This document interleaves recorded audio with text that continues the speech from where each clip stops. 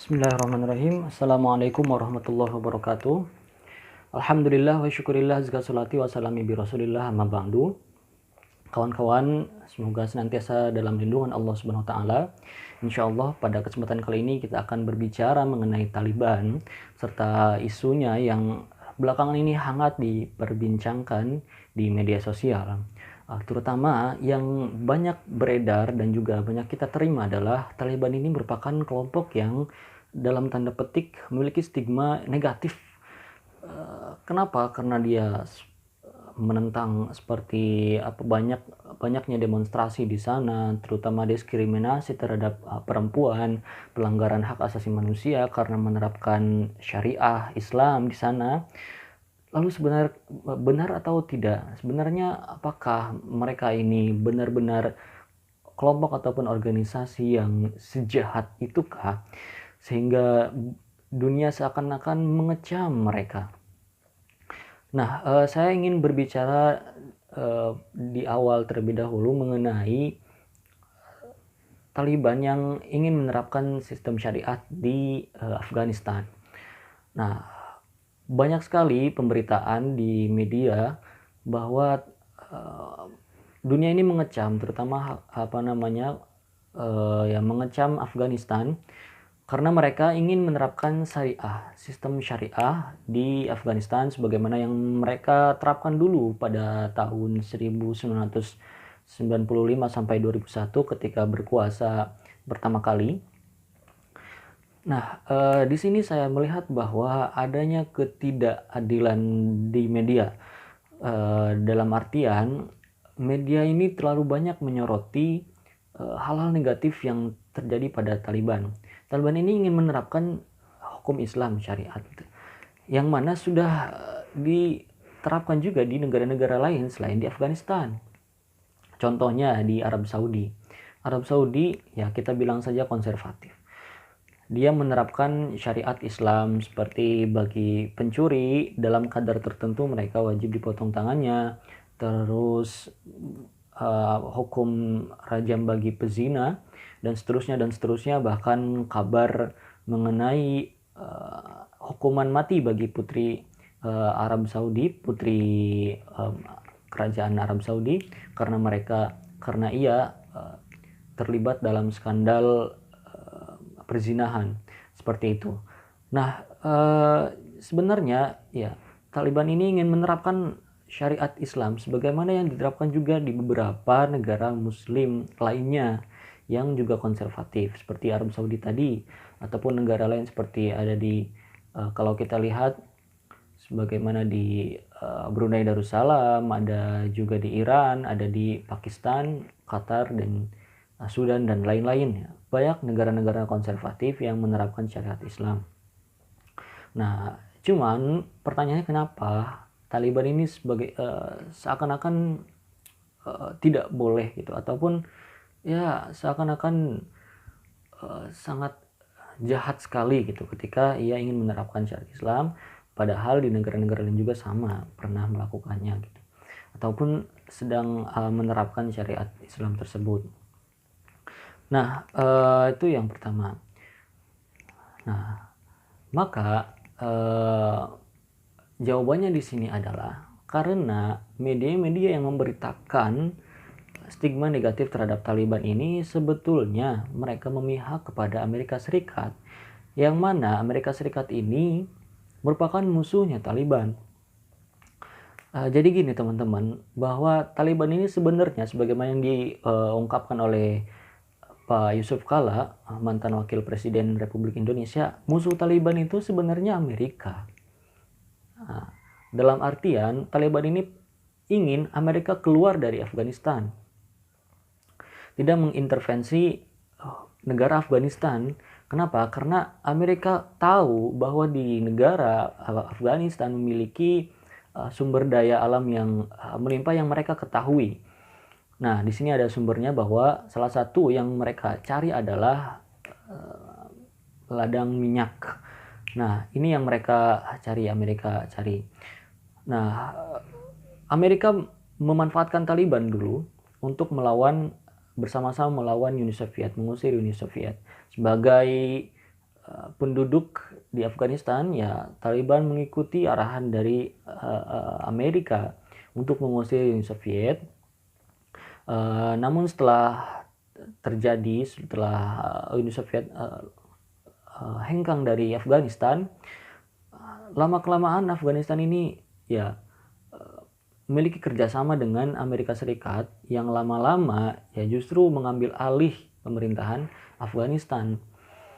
Nah, disinilah perannya Taliban melihat ketidakadilan, melihat seakan-akan ya melihat bahwa Amerika Serikat ini bukanlah sahabat, bukanlah penolong bagi negaranya, melainkan mereka ini adalah penjajah.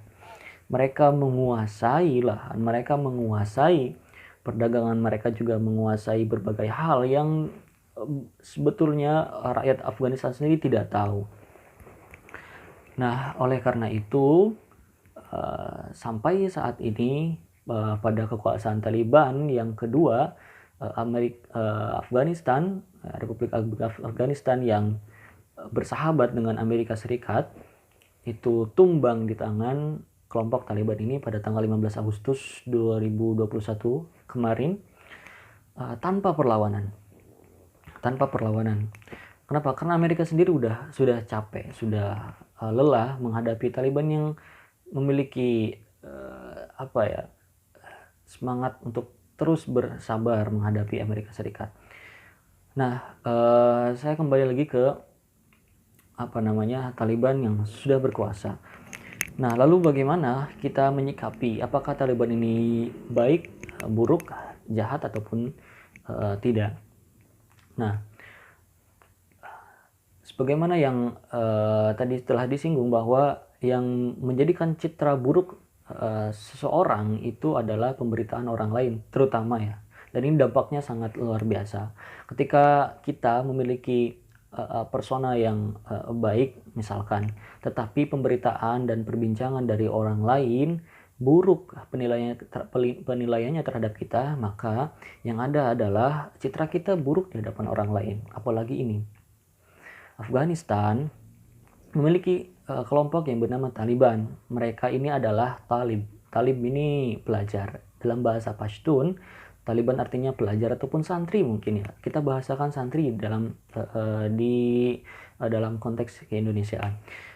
Mereka ini milisi yang menuruti titah ataupun titah daripada guru-gurunya, daripada kiai-kiainya. Mereka belajar di sana. Ketika ada penjajah di sana, Amerika Serikat yang menguasai Afghanistan, maka Taliban tidak bisa diam. Ya, mereka menganggap bahwa Taliban menganggap bahwa apa yang selama ini Amerika lakukan itu sangat berdampak negatif terhadap negara Afghanistan itu sendiri.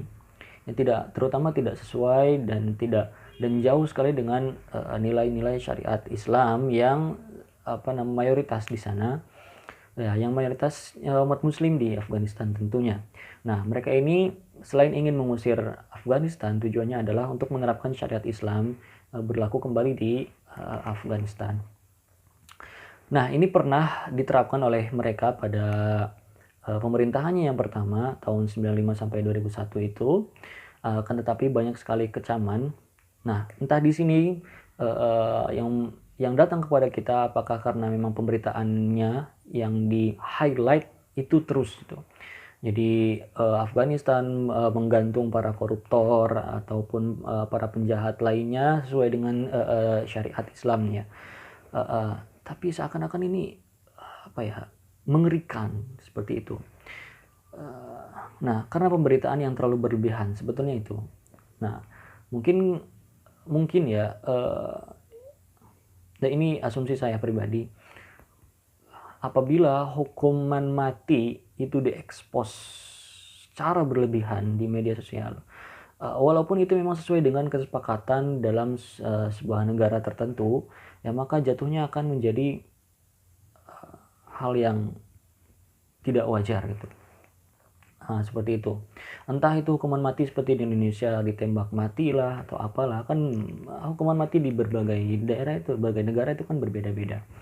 Nah, terutama Taliban ini mereka ingin menerapkan sesuai dengan apa yang mereka pahami dalam Al-Quran dan juga hadis. Itu apa yang mereka pahami itu ya.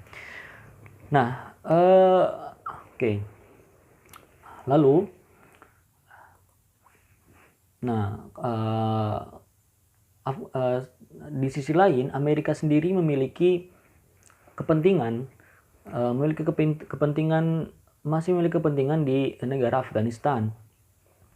Ya, yang seperti perminyakan tadi lah, ataupun di dalam pemberitaan itu mereka ingin menangkap Osama bin Laden yang bersembunyi atau dilindungi oleh Taliban. Nah, itu entah benar atau tidak.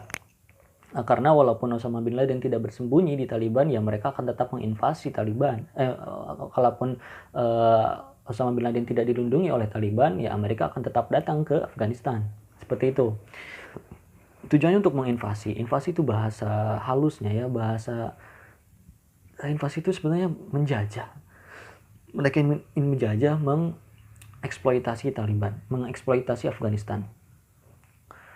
Nah, lalu kendati pun Afghanistan ketika dikuasai oleh Taliban, masa periodenya yang pertama menimbulkan trauma besar bagi warganya, bagi rakyatnya, akan tetapi mereka berjanji untuk tidak untuk berubah. Jadi tidak akan mengerikan sebagaimana yang mereka pernah lakukan dulu. Nah, di sini saya sebutkan janji-janji Taliban, diantaranya adalah membolehkan laki-laki dan perempuan bersekolah. Karena dulu beritanya adalah Taliban ini melarang perempuan untuk bersekolah. Nah, padahal setelah dikonfirmasi kenapa Taliban ini tidak mengizinkan perempuan untuk bersekolah, bukan karena mereka tidak menjunjung tinggi gender gitu. Mereka bukan karena tidak menghormati perempuan, bukan, karena mereka lebih mendahulukan laki-laki pada waktu itu. Karena pada waktu itu suasana sedang tidak kondusif, maka yang lebih dulu ataupun yang layak untuk mendapatkan pendidikan adalah laki-laki terlebih dahulu. Kenapa? Karena jangankan untuk bersekolah, ya kan? Jangankan untuk bersekolah gitu, untuk bekerja saja mereka tuh susah. Afghanistan tuh jangan dibayangkan sebagai dulu jangan dibayangkan sebagai negara yang maju, negara yang sebagaimana kita lihat di Indonesia gitu. Tidak demikian. Untuk sekolah saja susah, bukan hanya perempuan, laki-laki juga susah. Maka ketika Taliban berkuasa, mereka lebih mendahulukan laki-laki terlebih dahulu. Nanti kalau sudah kondusif, maka perempuan diizinkan untuk bersekolah. Tetapi lagi-lagi tadi karena pemberitaan, karena media yang memberitakan bahwa Taliban ini melarang perempuan untuk bersekolah. Ini dari kelompok Taliban sendiri yang mengkonfirmasi tersebut. Nah, sekarang mereka berjanji bahwa mereka akan membolehkan laki-laki dan perempuan untuk bersekolah. Buktinya ada bahwa mereka ini memenuhi janjinya. Mereka telah melaksanakan perkuliahan dan juga pendidikan yang dihadiri oleh laki-laki dan perempuan sebagaimana yang mereka janjikan. Nah, di sini universitas pertama yang melanjutkan kelas dengan izin Taliban adalah di provinsi Ghazni ya. Di provinsi Ghazni, di sini terlihat bahwa laki-laki dan perempuan hanya dipisahkan oleh satir, ya kan? Dipisahkan oleh satir. Dalam artian mereka Taliban ini ingin menjaga prinsip Islam di mana laki-laki dan perempuan ini seyogyanya tidak bercampur baur begitu. Nah, maka Menteri Pendidikan di sana mengatakan bahwa mereka memperbolehkan perempuan bersekolah dengan syarat sebisa mungkin, kalau bisa gedungnya itu pisah antara laki-laki dan perempuan. Ini seperti di Azhar Kairo ataupun di universitas-universitas Islam lainnya, ataupun di pondok pesantren di Indonesia banyak juga yang pisah antara laki-laki dan perempuan, dan ini hal yang wajar. Bukan berarti mengkotak-kotakan antara laki-laki dan perempuan, tidak, itu sesuai dengan kebijakannya masing-masing. Kalaupun tidak bisa, kalaupun tidak mampu, maka boleh laki-laki dan perempuan satu gedung. Nah, akan tetapi dijadwalkan dengan jadwal yang berbeda. Misalnya, laki-laki itu malam ataupun sore, perempuan itu pagi sampai siang, misalnya demikian. Kalaupun tidak juga, maka boleh mereka dalam satu gedung dan satu waktu yang sama, ya mungkin karena tenaga pendidiknya yang kurang ataupun hal-hal lainnya, akan tetapi diberikan penghalang satir ataupun hijab antara laki-laki perempuan, laki-laki di sebelah kanan, misalkan perempuan sebelah kiri. Dan itu pun sering kita jumpai di berbagai pondok pesantren, khususnya ya di Indonesia. Nah, jadi diskriminasi terhadap wanitanya itu mana gitu? Mereka telah menepati janji. Salah satunya adalah dalam bidang pendidikan. Tidak seperti apa yang diberitakan oleh media. Nah, berikutnya menjunjung tinggi hak perempuan di Afghanistan. Sebagaimana janji Taliban, mereka ini ingin menjunjung tinggi hak perempuan di Afghanistan. Tidak mendiskriminasinya, jadi memperbolehkan perempuan selain untuk bersekolah juga untuk bekerja, dan seterusnya. Jadi cuman kalau misalkan sekarang ini masih dalam artian perempuan takut untuk bekerja dan lain-lain sebagainya, karena tadi Taliban memiliki prinsip prioritas terlebih dahulu. Jadi untuk sekarang laki-laki terlebih dahulu untuk mengisi, salah satunya adalah yang ada di parlemen. Jadi ada isu mengenai kenapa Taliban ini tidak memperbolehkan atau tidak memasukkan perempuan di dalam kabinet kerjanya, dalam pemerintahannya.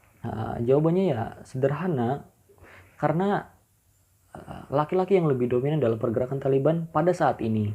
Nah, barangkali nanti perempuan juga ikut akan dilihat, akan disoroti oleh Taliban. Kelompok Taliban yang tahu siapa yang mereka bisa percayai untuk masuk ke dalam jajaran pemerintahannya. Ini baru awal-awal saja. Nah, lalu kemudian tidak akan berselisih dengan negara lain. Walaupun Amerika Serikat, mereka berjanji, walaupun mereka mengatakan musuhnya adalah Amerika, tetapi mereka tidak akan balas dendam terhadap Amerika. Misalkan menyerang, kenapa? Karena Taliban ini bukan teroris. Ini yang juga perlu kita ketahui. Taliban ini bukan teroris, bahkan musuhnya teroris. ISIS itu musuhnya Taliban itu musuhnya ISIS. Mereka berbeda dengan teroris lainnya. Taliban ini ingin menerapkan hukum Islam hanya di Afghanistan saja, di negaranya saja. Tidak seperti ISIS yang ingin menerapkan syariat Islam di seluruh penjuru dunia, dan juga HTI, Hizbut Tahrir.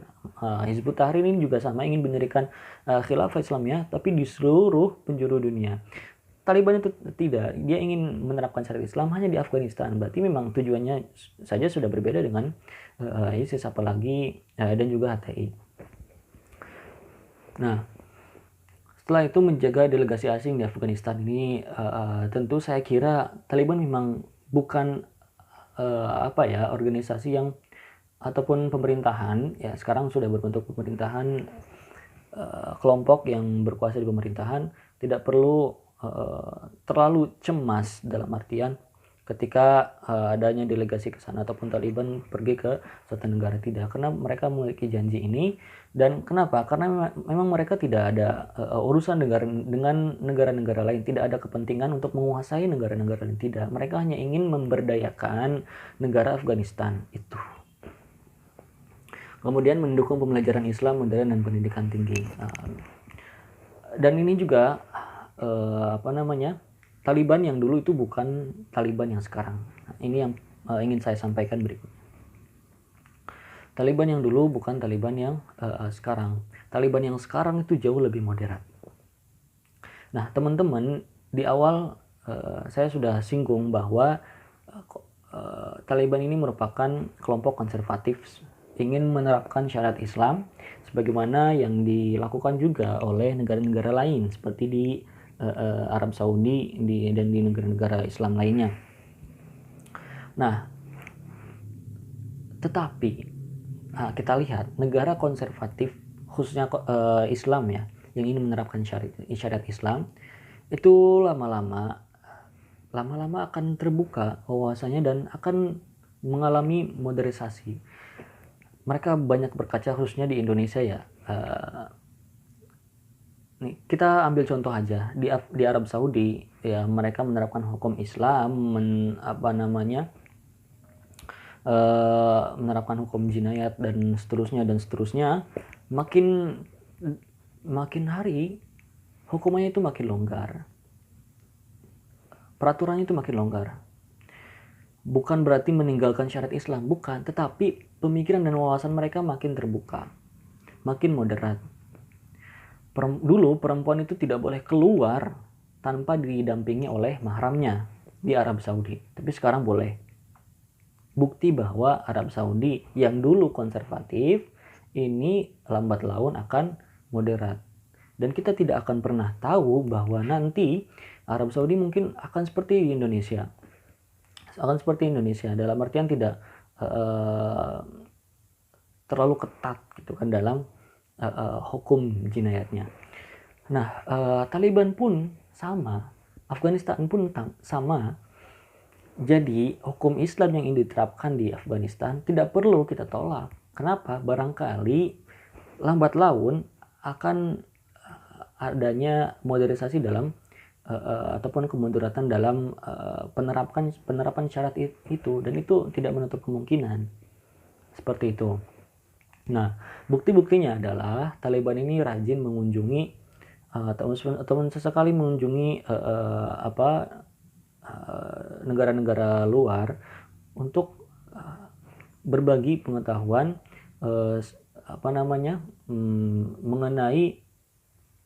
mengenai Islam di negara-negara lain. Seperti di Indonesia dulu pernah ada delegasi dari Taliban mengunjungi MUI, mengunjungi PBNU dan berbicara mengenai moderasi beragama. Di Indonesia ini mayoritasnya penduduk Muslim, tetapi bisa berdampingan. Nah, itu bagaimana? Jadi Taliban ini belajar banyak terutama di Indonesia terkait dengan moderasi beragama. Nah, sedikit-sedikit insya Allah pasti Taliban yang dulu itu bukan dan berbeda jauh dengan Taliban yang sekarang. Taliban yang sekarang itu lebih moderat. Dan ini terbukti kawan-kawan setelah mereka berkuasa terbukti mereka berhasil menerapkan moderasi beragama. Jadi Taliban ini ada kelompok minoritas yaitu Syiah, mereka biasa melakukan kegiatan-kegiatannya. Seperti kemarin kegiatan Muharram itu, Taliban ini hadir di tengah-tengah mereka dan mengizinkan kegiatannya berlangsung secara aman dan juga tertib. Kalau misalkan Taliban ini radikal, pastilah minoritas itu sudah tidak diizinkan untuk melakukan aktivitas. Jangankan hadir, diizinkan pun tidak. Nah, tapi sekarang buktinya Taliban ini, perwakilan dari pemerintahan Taliban ini hadir di tengah-tengah masyarakat Syiah, padahal mereka ini adalah minoritas. Seperti itu. Ini bukti bahwa Taliban ini sekarang lebih moderat. Oke, yang terakhir yang ingin saya bahas adalah kalau memang Taliban ini berubah, kenapa banyak rakyatnya yang menolak? Bahkan ketika Taliban ini berkuasa, ramai-ramai berbondong-bondong warganya itu pergi ke bandara untuk meninggalkan Afghanistan. Banyak. Kenapa? Nah, jawabannya adalah karena mereka memang tidak senang terhadap Taliban. Sebagaimana pemerintahan kita di Indonesia, ada yang pro dan ada yang kontra. Tapi sebagaimana penuturan salah satu wartawan di sana, bahwa sebetulnya yang cinta dan juga ya yang senang terhadap Taliban itu banyak, sangat banyak. Nah, cuman yang diberitakan di media adalah mereka-mereka yang benci terhadap Taliban. Nah, indikasinya adalah kalaupun Taliban ini organisasi yang terlarang, organisasi radikal segala macam, pastilah ketika kudeta berlangsung, pengambil alihan pemerintahan berlangsung, pasti Taliban ini akan dilawan oleh pemerintahan Afghanistan. Tapi buktinya tidak. Nah, itu. Dan juga ini bukti bahwa sebetulnya Taliban ini dicintai oleh rakyat Afghanistan itu sendiri. Mereka menginginkan Afghanistan tidak ada campur tangan dari negara-negara lainnya. Mereka ingin Afghanistan ini berdiri sendiri. Mereka ingin Afghanistan menjadi negara yang merdeka. Dan adapun banyak sekali hal-hal negatif, ya, stigma negatif yang sampai saat ini dialamatkan kepada pemerintahan Taliban, bahwa ekonominya anjlok lah, ataupun dan lain sebagainya, ada kerusuhan dan lain-lain. Hal itu wajar. Kenapa? Karena mereka baru merdeka. Sebagaimana dulu Indonesia yang merdeka, banyak stigma negatif dari negara-negara penjajah. Dibilang bahwa santri-santri itu radikal lah, mereka dan seterusnya. Dan ini pun halnya sama dialami oleh Taliban. Mereka ini dicap sebagai radikal, mereka dicap sebagai organisasi teroris oleh negeri yang menjajahnya sendiri. Jadi kita wajarkan hal itu. Nah, teman-teman, kesimpulannya yang bisa kita petik dari pembicaraan Taliban ini adalah kita tinggal menunggu, ya, kemana arah Taliban ini. Apakah dia ini bisa membawa pemerintahannya ataupun tidak. Jadi kita tidak bisa serta-merta menjudge Taliban ini baik atau buruk, tidak bisa. Karena memang perang media ini sangat masif. Sementara media-media yang dipegang oleh kelompok pendukung Taliban ini saya rasa sangat-sangat kurang sekali. Nah, jadi kita tinggal menunggu saja Taliban ini apakah mereka siap menunaikan janji-janjinya dan akan sesuai dengan apa yang mereka janjikan kepada warganya. Warganya dulu pernah merasa tersakiti karena mungkin Taliban dulu memang sangat kasar, tapi sekarang Taliban memiliki kesempatan kedua dalam apakah mereka bisa memperbaiki kesalahan yang telah lampau. Kita tunggu saja. Itu mungkin yang bisa saya bagikan terkait permasalahan Taliban yang begitu kompleks, dan mungkin banyak sekali permasalahan lain yang tidak bisa saya yang tidak mampu saya jelaskan di sini. Silahkan ambil hal-hal yang positif. Sekian dari saya. Assalamualaikum warahmatullahi wabarakatuh.